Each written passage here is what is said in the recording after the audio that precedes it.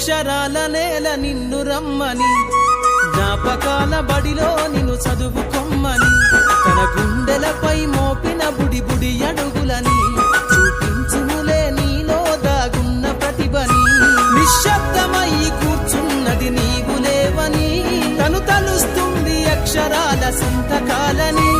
ఎదిగే తరం ఏదని బడి వెతికనే మరి, అడిగింది అక్షరాల